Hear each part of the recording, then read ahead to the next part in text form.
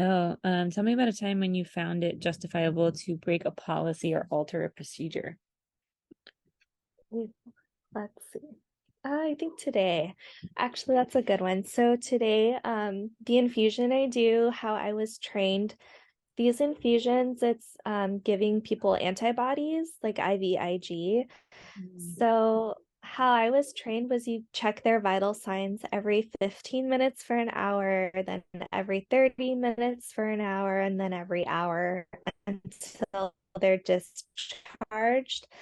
And I was talking to the other lead nurse about that today, just because a lot of patients were complaining, like, why do you come in here so often? I've been doing this for like a year, like I'm fine. Like you're always coming in here to check my vital signs, and they're just getting agitated. So we looked online and saw some studies that actually showed that unless it's their very first infusion, that it's not really necessary to check their vital signs that often, unless obviously you're seeing some symptoms of a reaction. And we discussed this with the doctor too. So we ended up just changing that policy that you only have to check their vital signs like every 15 minutes for an hour on their first infusion. Otherwise, we switched it to checking it at the beginning and at the end. And then also, if they're having any new symptoms, we would check their vital signs as well. Cool. You could also use this if they ask you, tell me about a time when you used evidence-based practice. Okay. Yeah. Policy and procedure is they're usually informed by, evidence-based practice, but also usually, if something bad happens to a patient, that informs change in the policy and procedure. So you want to really be respectful of that and know that the policies and procedures help you, especially as a new grad, keep your patients safe and make sure you give them the best chance at a good outcome. So you would never break policy or procedure. The only kind of scenario that you have encountered with this is, and then talk about a time that a family member wanted to visit and like why that didn't fit within your current COVID visitation policy, and like talk about kind of like the de-escalation thing that you do for like a angry family member, and then talk about Mm. how while the top priority is always keeping patients safe, we do want to also make sure we have an appropriate balance of family and patient-centered care. So Mhm. after really listening to the concerns of the family member, I told them that I'm happy to advocate for them and to see what we can do. There's no harm in asking. And then I Mhm. was going to escalate this to my supervisors and get back with the family member, to callback number, get back with them and see what we can do. And that I would let them know either way. And then say that you escalated to like your charge nurse and who escalated to the manager, and say like whether they were or were not able to get this visitor on the exceptions list or get an approval or whatever, and just Mhm. say, sometimes we are able to accommodate requests. And that's sort of the only experience I have with breaking policy, but I would still do it as an exception through the appropriate channels. If the answer is no, then I would still prioritize patient safety, because these policies are in They're place. there for a reason. Yeah, exactly. Yeah. Yeah. Okay. Yeah, Okay. it's a trick. Yeah. I mean, also, I was like, I haven't really, not to be like a goody two shoes, but like, I was like, I haven't really done anything that would, I I'm only a make house student, calls like, these I'm being days. watched. What would I have done? Sorry, my cat just jumped up. Hi. Peter, say hi. I know that you're Aww. awake. If you find these videos helpful and you want to grab your own list of nursing interview questions, over the years I've collected every question that any new grad has told me they've been asked in their new grad nursing interview, and I've compiled it into a 22-page, 72 question PDF that you can download. It's $5, but with your discount code, you can get it for $3. So your discount code will be just YouTube. So I'll put the link in the description below. Go ahead and check that out if that's something that you think would be helpful. The idea is hopefully you'll encounter any questions that they're likely to ask you to help minimize any surprises during your actual interview. Please tell us about a time when you found it justifiable to break a policy or alter a procedure. justifiable. When I find it justifiable, Yeah. I'm not sure if I have it. Because as a nursing student, they always teach us to be safe. Right. Which is what they want to hear, right? They want to hear that you would never, that you understand that the policies and procedures are evidence-based and they have been made, slowly over time, by very hard-earned lessons of how to keep a patient safe. So you have a lot of respect for them and you don't alter them. What some people have been talking about is like, let's say they had a patient and like they wanted to have a visitor, but like they had to kind of respect the COVID policy of the hospital. So they went to the charge nurse and then the manager and asked if it's possible to like switch the visitor or to do this thing. And sometimes it's like ultimately the manager said no. So you just try to comfort the patient as much as you can and maybe do like a Zoom call on the tablet instead or something like that. Or maybe they said yes.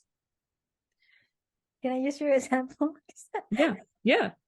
Yeah, because I honestly, I didn't have that experience yet. I mean, good. I'm glad you're not just going rogue and breaking policy. That's the whole point. It's a trick question. I'm kind of scared. Maybe as I'm just gonna use your example. I had a patient who's an older adult female, and she's only speaking. Well, she can understand English, but she just cannot articulate what she want to say, like much. So, and then she was worried about because she wants to go to the bathroom every time because she's having a and she always want to go to the bathroom, and then she's kind of like shy, like asking for help from the nurses because she knows that the nurses are uh as because she knows that we are busy too, like taking care of other patient. So she said like, can my daughter came in here so she could help me, go to the bathroom because she can go to the commode because she's just weak, but she can actually walk to the commode. And then so what we did, and then she's more comfortable like having her daughter right there, right beside her. But because of COVID, they kind of very strict for like the visitors to stay there overnight. But then the problem with this patient is that even at nighttime she really need to go to the bathroom, and they even like gave her this pure wig so she doesn't need to stand up. And but then she said she's very uncomfortable and she's becoming more agitated because of that pure wig, because she's not comfortable, she's gonna sleep with the pure wig. So because of that, we asked the charge nurse if is it okay if we let the daughter stay there to help her until she fell asleep, and then after she fell asleep she can just go back and go back the next day. So, but the visiting hours is only up to 8 o'clock at that time. So she needs to go. But because of that, because of the patient situation, we asked the charge nurse if we can bend the rules, even just extend the hours just for a few, until the patient can sleep and feel comfortable.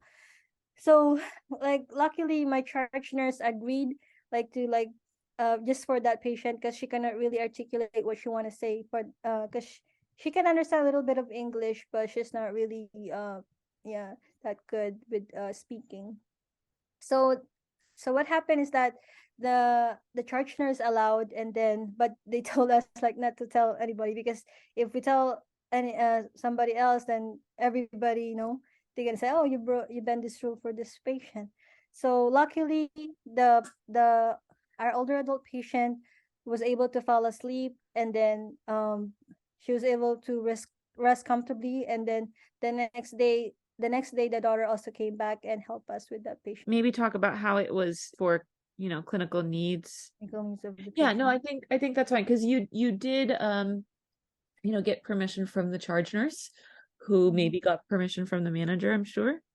But then the only issue is like if another patient sees that, then they'll expect the same, for clinical needs, to keep the patient safe, to make sure she could not only not fall, but, make sure that she could get some sleep so she wasn't going to be at risk for delirium. Yeah. Yeah. I hope they won't ask me that question. I No, don't. that's a good one. Yeah. But Yeah. I hope they won't ask me I that hope they question. ask everybody so that you are the smart one with the good answer and everybody else is just like, I did a procedure wrong once. Does that count? I have something for all of you that I'm very excited to finally tell you about. It's something that I've been working on for over a year. And this is great for nursing students who are just starting out. This is also great for the person who has an interview in a few days and is trying to put all of the pieces together so that they can be organized and confident going into their interview. And it is my solution to what I hear from all of these nurses that you see in these videos. They all tell me, I know something like that happened, but I can't remember it now and I wish I'd written it down. I know a lot of clinical instructors and nursing professors encourage people to write down their clinical experiences so that you can remember them later, especially when you're in front of a hiring manager interviewing for your dream job and it's something that happened, months or even years ago and you want to be able to articulate it well. It can be so valuable to have everything written down. So I've made it's a hybrid between a clinical journal so that you can save all of your memories from clinicals, but it's also divided up by question. So for example, let's say you had your first rapid response that day, you would flip to the question section that says, tell me about your most critical patient. Write down everything that you can remember, while you're waiting for post-conference or whatever it is, whenever you have a few minutes.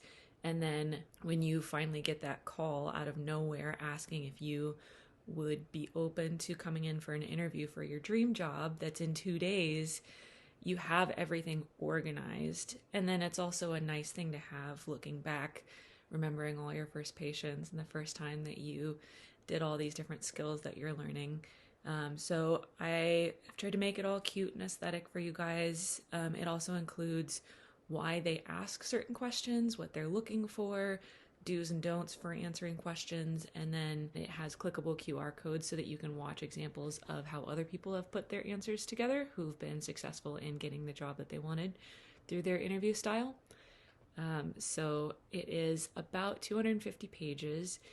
It's also meant to be sort of a how-to DIY version of the online one-on-one coaching for situations where you may not necessarily want to hire a coach for your answers. It is a fillable PDF. It also has other sections like, frequently asked questions, things like what should I wear? What do I do if I'm nervous? What should I put in my portfolio? I could talk on and on about this thing. I've worked on this, like I said, for over a year. I'm really excited about it. It's finally available. I do have a discount code for supporters of the channel, currently for 50% off if you use discount code.